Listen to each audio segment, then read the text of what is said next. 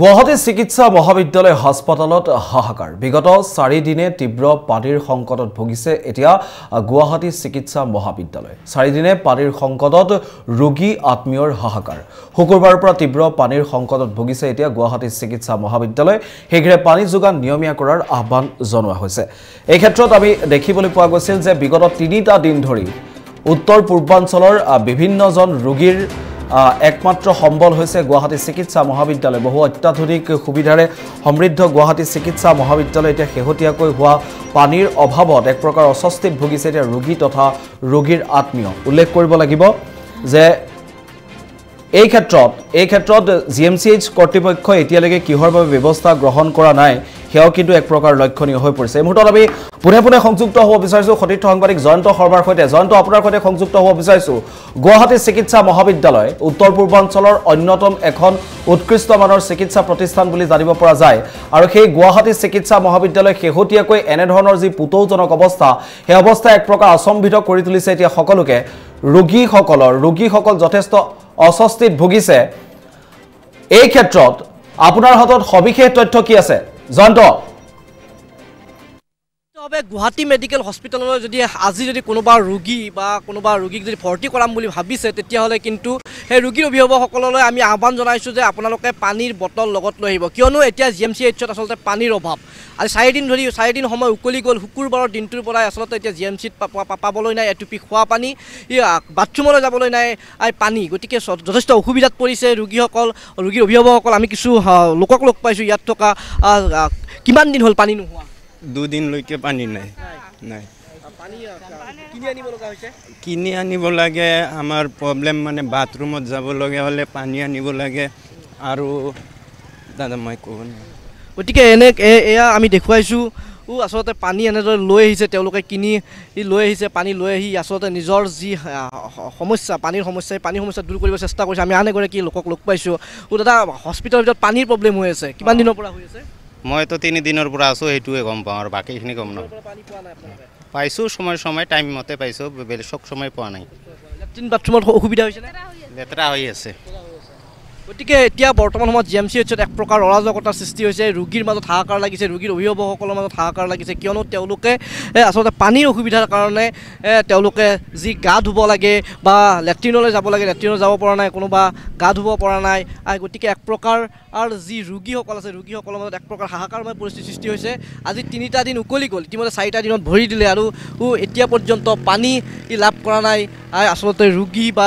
তেওঁলোকৰ যি পানীৰ যিসমূহ পানী যোগান ধৰিব পৰা নাই কৰ্তৃপক্ষই গতিকে সকলোৱে পানী কিনি আনিব লগা হৈছে বাহিৰৰ পৰা কিনি আনিব লগা হৈছে আৰু কিনি আনি তেওঁলোকে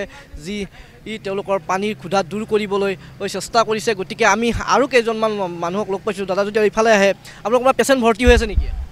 নাই পেচেণ্ট ভৰ্তি হৈ থকা নাই পানীৰ প্ৰব্লেম হৈ আছে জিএমচিএইচৰ ভিতৰত গম পাইনে নাই আমি এইটো চিচুৱেশ্যন গম পোৱা নাই গতিকে এনেদৰে আচলতে বিভিন্ন অভিভাৱকসকলৰ মাজত এক প্ৰকাৰ হাহাকাৰময় পৰিৱেশৰ সৃষ্টি হৈছে আমি কথা পাতিবলৈ চেষ্টা কৰিম কিছু যিসকল ৰোগীৰ অভিভাৱক আছে ইতিমধ্যে আজি যিসকলে আহিছে তেওঁলোকে গম পোৱা নাই কিন্তু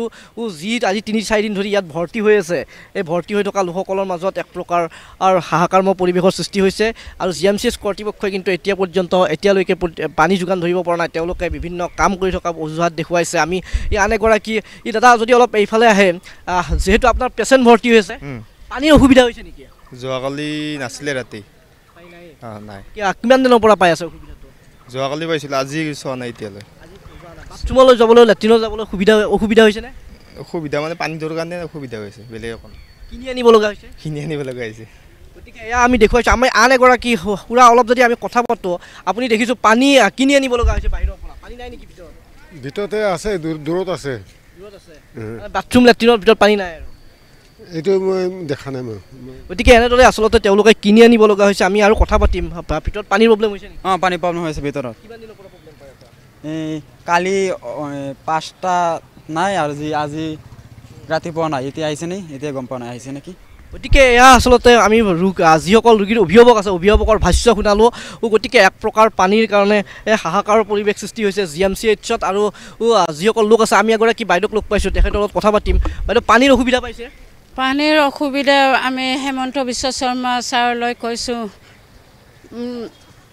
বাথৰুম কৰিবলৈ কাৰণেও আমি পানী কিনি পেলাই লৈছোঁ পানী কিনাটোনো কিমাননো 5 লিটাৰত 50 টকা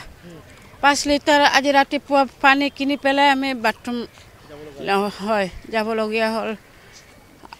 চৰকাৰক কি আহ্বান জনাব চৰকাৰক আমি আহ্বান জনাইছোঁ আমাক সোনকালে পানী দিব লাগে আৰু চিকিৎসালয়ত আমি আছোঁ বহুত কষ্টত আছোঁ গা ধুব পৰা নাই আৰু লেট্ৰিন যাব পৰা নাই আৰু টেষ্ট পৰীক্ষা